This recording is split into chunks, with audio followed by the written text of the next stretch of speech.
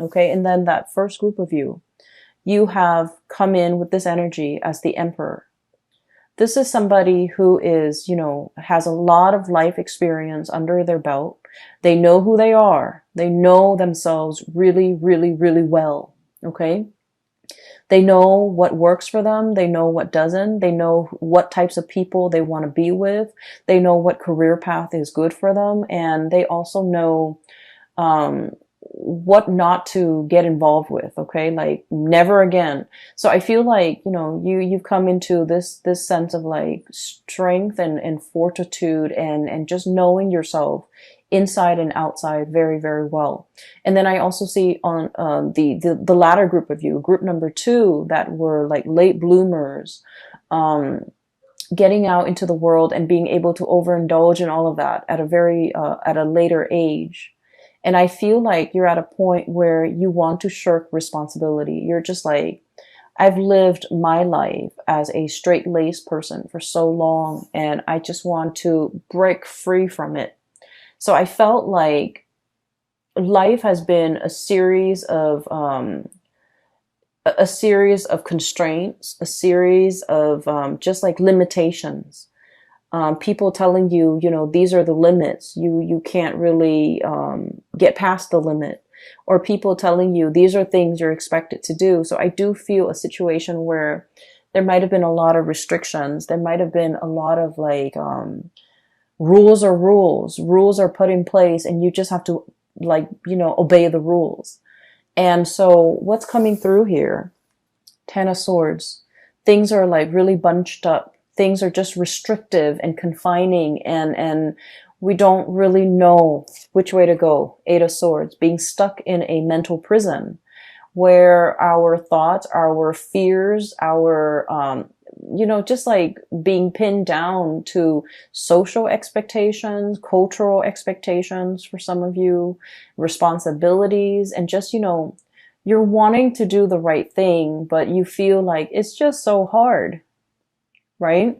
So I feel regardless of, whether you're group A or group B, you needed to experiment what it means to be irresponsible. You needed to experiment what it means to be, a straight-laced person, because what you're looking for is that middle ground. Okay. What you're looking for is moderation. What you're looking for is kind of like straddling that middle ground and balancing this side of you that's very responsible, and letting yourself indulge once in a while, but not letting the need to overindulge kind of like overtake your life to the point where you can't function.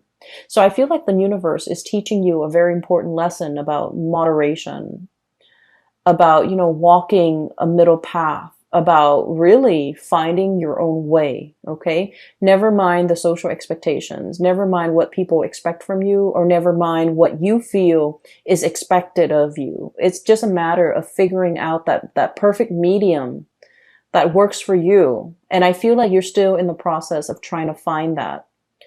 And you're kind of, I almost feel like walking down this alley. Okay. And, the walls are around you, and you're walking in the middle. You're trying not to hit the walls. And, if there's like any type of turbulence, you're going to sway in either direction. But the trick is to maintain your balance, to maintain your stance so that you don't get swayed either way. Okay. So that's what I'm feeling here. I feel almost like many of you are in a situation right now where, I mentioned last month, and I do feel this energy coming back in, because I rarely, like when I do these videos, once I publish them and they're up on the internet, I don't remember the energy, but I'm remembering a lot of the energies for a lot of the signs, not just you. So I feel like it might be significant. I mentioned somebody that wants to be found, somebody that's like attention seeking. And I feel like you're dealing with someone who is attention seeking. Okay. They know how to jab at you. They know how to push your buttons. They do this with everybody. They do this with, people in their lives. And I feel like, I'm feeling for many of you, you're dealing with somebody in your environment like this. and you're trying to keep a straight face. You're trying to do the right thing. You're trying to maintain your decorum because you guys are deeply sensitive. I feel like out of all the signs, everyone has their sensitivities, but I feel like with Cancerian people, you guys are very empathetic. You guys really care about people. You guys are genuinely very, very nice, caring, just decent human being. And so you don't want to say things to hurt other people, not even if they deserve it. You're that respectful. You're that loving and caring. You don't even want to hurt people, even if they deserve it. So I feel like somebody is like really pushing your buttons. And for some of you, it might be a relationship partner. And for others, it might be a parent. For others, it might be, somebody in your work environment. But this is somebody significant, okay? Because like, if they're not significant, it wouldn't really matter if they push your buttons. They're just, some random stranger or just an acquaintance. But I feel like it's somebody significant in your life. And I feel like you try to make things work, okay? You were trying to do the right thing. The Emperor, he makes rational decisions, okay? He is not swayed by his heart. He thinks with his head. And he thinks usually for the betterment of all or everybody that's involved.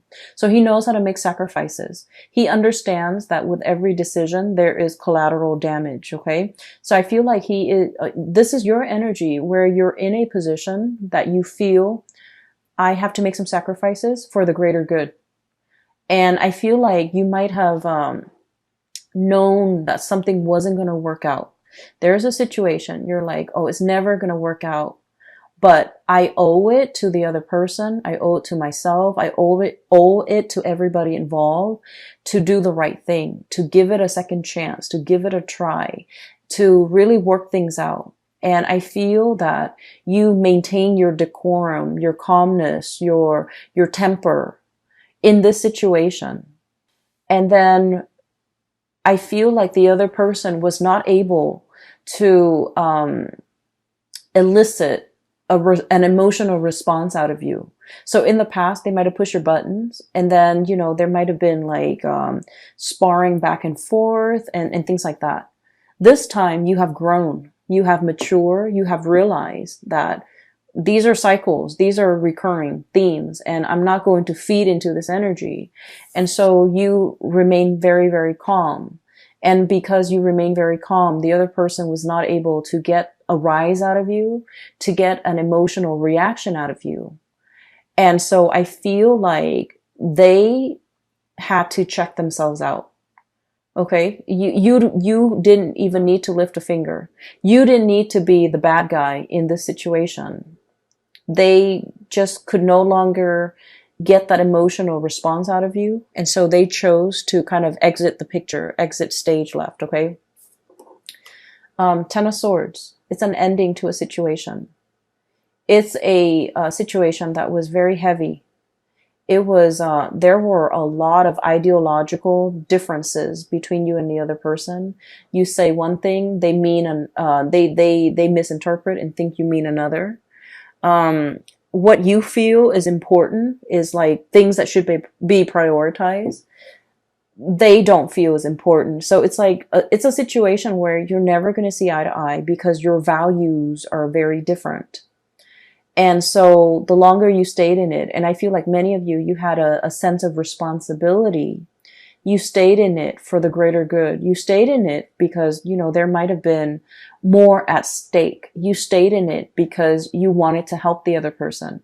You wanted to help the situation. And an example, you might have kids with this person, and in the spirit of, maintaining, the family, stability for the family, for the kids, you might have stayed in this situation because for the kids, even though, your heart's not in it. And then for others, another example is you wanted to help the other person, but you were already emotionally checked out. They felt that you're emotionally checked out. So even if you're there physically with them, emotionally you're checked out, and they have a lot of resentment towards you. because you're checked out, because they can no longer push your buttons, because they can never evoke any type of emotional response from you. So I feel like somebody was very resentful towards you, and I don't feel that you did anything wrong. I just feel like you have dried up. You have turned stern and cold towards this person. Even though you're physically there, they feel as if you're not there. So there's definitely, I'm sensing here, like, it's done and over with. And I feel like you're strategizing as to how to extricate, how to leave, how to, get out of it. And what we have, though, with the Eight of Swords, this is, being bound in that mental prison, not knowing where to go, even though you have the tools at your disposal to kind of like cut yourself free. What's coming through is we do have an unraveling process, okay? Two of Wands. The ribbons, everything is like unraveling. Everything is coming loose. Everything is becoming lighter. The burden is no longer there. And then you have a situation where things are just becoming lighter, becoming easier, becoming better. But we're definitely dropping a lot of burdens, okay? I have the Death card, which signifies to me transformations, seeing the light at the end of the tunnel. For those of you who have been in a very difficult, rough situation, this is pretty much, I look at this as when we're in this space where we're walking towards the light, we're in this tunnel. And it's really hard to see. The size of the tunnel could be, God forbid, covered in spiders, covered in yucky stuff. It's very dank and damp in that tunnel. We can only see like so far ahead of us. We don't know if we reach out what's going to be there, so it's a very uncomfortable situation. It's claustrophobic. It's dark. It's menacing even, I feel, for some of you, but it is not comfortable. It's not comfortable, but there's some light streaming through at the end of it. So you do see an end in sight. You do see that there's an end date. There's a change coming into the picture. And I have the exact date when that transition is going to happen. And so your mind is kind of like lightened as a result of it. The burden is lightened because you understand that there's light at the end of the tunnel. There's an end date. There's an end in sight. And you're going to be able to make some major transformations happen in your own life once that date is here. Okay, so I definitely feel a situation that has been problematic for some of you. This is a work situation where there might have been a lot of bickering, where there might have been a lot of stop-starts, like false starts even, where decisions cannot be made, okay? Like one decision is contingent upon another.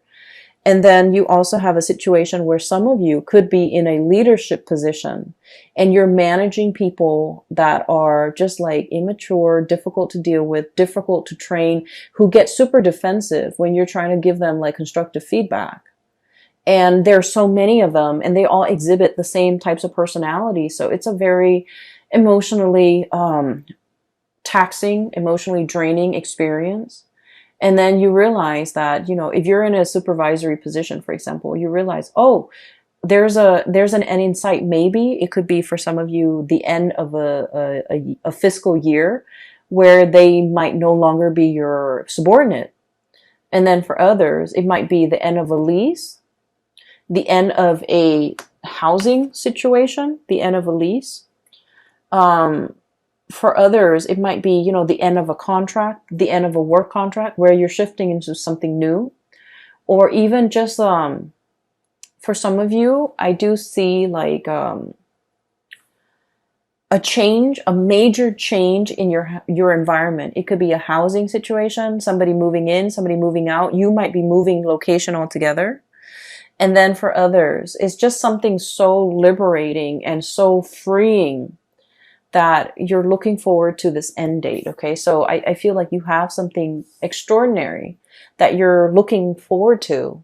and it's going to change your life as you know it. It's going to bring about a major uptick in your standing, in your energy, and just energetically, I do feel like the burden has been lifted, the weight has been off your chest, and just you're no longer dealing with immature and just, attention seeking people who know how to push buttons. Okay.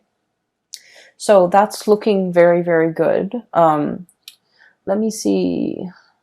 There was another image that I saw, and I can't for the life of me remember. I did this, I think, with the Gemini people too. They got two images, and I forgot one of them. Okay, so I do want to talk about another situation here, and this is pretty much, the cards are split like this: past, present, future. That's what it feels like to me. And so let me talk about something else that's coming into the picture. First of all, this is the moon, and this is stereotypically the card for Pisces, okay? Pisces is represented by the moon, but I feel like in your situation, this is pretty much you, because I want to talk about something else. Cancer, the sign of Cancer is traditionally, it rules the fourth house, okay? And the fourth house deals with the mother, okay? It deals with childhood. It deals with family. And so the symbology of the moon, I always think of it as Cancer. And I don't know, maybe some of you are aware of this. Maybe all of you are aware of this, but this is something that I just started to realize about Cancerian people in general, because I had a friend, and through like conversations with, the Cancerian friends that I've had over the years, this is something I've just noticed. So like, the moon, right? It changes its size, its shape throughout the month. Okay. So it's like the cycle, the lunar cycle. It from one day to the next, it could be like a waning moon, a waxing moon, and it just changes its shape. It could be a full moon, it could be a crescent moon, and things like that. And so one of the things in which you are very aware of, I feel, for this month is waning or changing emotions. Okay. And what I feel is ultimately kind of scattered in this spread is, what you like, but then what you like from one day to the next, from 1 month to the next, from 1 year to the next, changes. And so you're not really sure what you like. You're not really sure if you're after the same things from 1 month to the next. You are also afraid to go for something because you're not really sure if next month, if that's the thing that you still want. And then you're afraid to go after something big because you're not sure if all the energy and the effort that you expend into this thing, is it going to be worthwhile when next year rolls around? Am I still going to want it as much as next year as I do now, to make all this effort worth it? You're coming to the realization about yourself, I feel, that what you want, what you value, what you desire, from one day to the next, from 1 year to the next, from one season to the next, it fluctuates and it changes. And because it fluctuates and it changes, you might be in a position where you just wait for things to happen to you rather than going out into the world and making things happen for yourself. Going after the things that you want, going after the situation, the job, the person that you want, and expending all that energy and all that effort because you're not really sure if what you want from one day to the next will be constant. And so this energy is very, very transient, okay? It basically changes with the tides. It changes from day to day, from hour to hour. And what I feel is like, for some of you, you might really love somebody, okay? You love somebody. And when they're on their good days, oh my gosh, the love is amazing. When they're on their bad days, however, you might feel like, oh, I don't know if I love this person anymore. And I'm sensing that you're at a point where, you're trying, and this is why I feel like it's so hard for Cancerian people to go after the object of their affection, the things that they really desire. For whatever reason, they have a really roundabout, way of going after the things that they want. And I've never understood it, growing up. I've never understood it. But now, like, I feel like that's your MO. That's your method of operation, because you're not really sure. Okay. So this month has a lot to do with, this process of deep reflection. We have we have 5 major arcana cards coming in a spread with like a 10 card spread. So the half of the cards are major arcana cards, which is really forcing you to be very, very clear about yourself, knowing yourself really well, like this emperor. Okay. Knowing what you like, what you want to bring forth into the world. Learning from, reflecting on your past experience, like all the things that you had to do to get yourself to this very moment in time, and figuring out who you are and what you're all about. This is about self-knowledge. The other card that we have here as well is we have the Hermit.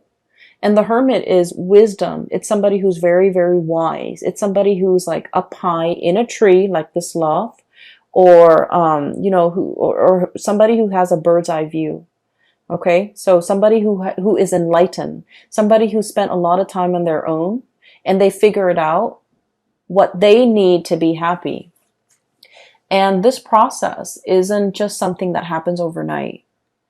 There have to be a lot of upheavals and challenges and the breaking down of old paradigms in order for you to figure out, in order for something better to emerge, but in order for you to figure out what you're all about. So like, it's almost like the tree, growing up in the winds. Okay.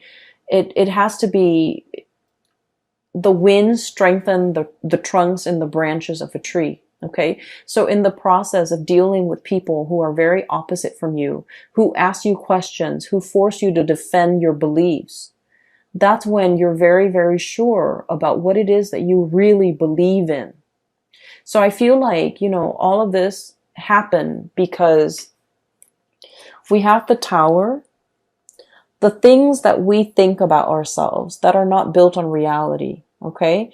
I think I really like to, stay at home and just, knit. And then you realize life is passing you by. Okay. And then you realize that, no, I actually want to be around a lot of people. I actually want that connection. I'm actually very extroverted. I actually need other people. So we have to go through life to really figure out who we are. And then, some of you're just like, oh, I want to be the life of the party. You guys need other people. Most of you need other people. You might feel like, I want to be the life of the party. And I feel like I'm speaking to a lot of Cancerians out there who feel like, I want to be where the things are happening, among the shakers and the movers, where, you feel like you might want that. And then when you're in the midst of it, you feel very drained. You feel like just unhappy. And then you realize that, you know what? I'm not as extroverted as I think I am. I need more downtime. I need to recuperate. I need more me time. So I feel like you have gone through a major process of like learning about yourself. And all of these things that you're learning about yourself, they don't happen in calm waves. Okay. They happen in very like they were like the transformation was very, very disruptive, and I feel like it needed to be disruptive because you needed to be shaken awake. Because I feel like with the state of the fluctuation, the changeable moon and the emotional state, it's like you're going through each day constantly changing. And so the shakeup needed to happen at the core, at the foundational level, for you to figure out on a foundational level, who am I? What am I about? What do I want? So I feel like that's what this is really screaming out to me. And I'm sorry if the reading is so like,